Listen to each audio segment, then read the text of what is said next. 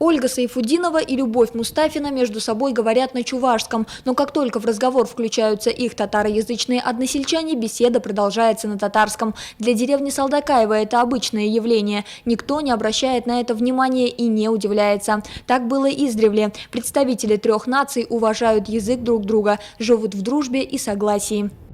У нас в деревне, когда даже если ездим в Нурлат, например, в магазине там разговариваем с кем-то по-чувашски, с кем-то по-татарски, уже сразу знают, что мы Салдакаева.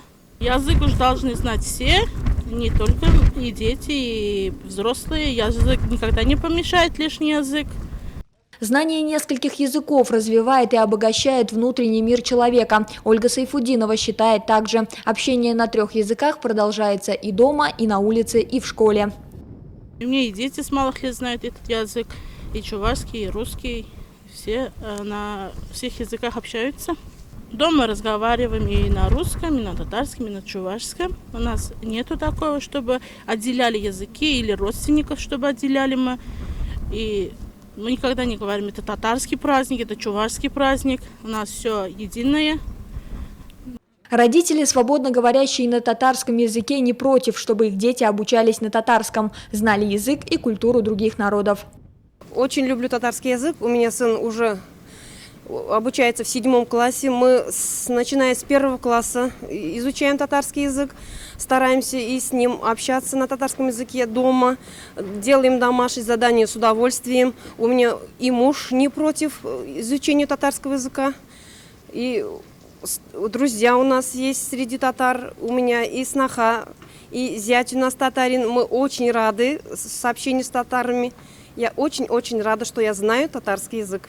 Салдакаева 152 домохозяйства, здесь проживают 454 человека, 340 из них чуваши, 109 татар и представители других национальностей. 83-летняя Варвара Бондарева по национальности чувашка, но на татарском говорит свободно. Она знает его с детства. Во время последней поездки в Казань с врачами тоже общалась на татарском.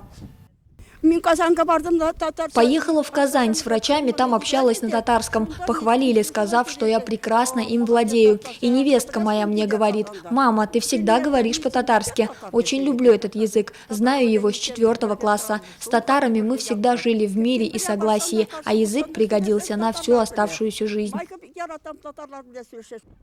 Глава якушкинского сельского поселения, уроженец деревни Салдакаева Хасибулла Хамидулин, владеет 3 языками. Каждый из жителей деревни обращается к нему с просьбой на своем родном языке. Сельчане уважают культуру, традиции и обычаи друг друга, живут в единстве и взаимопонимании.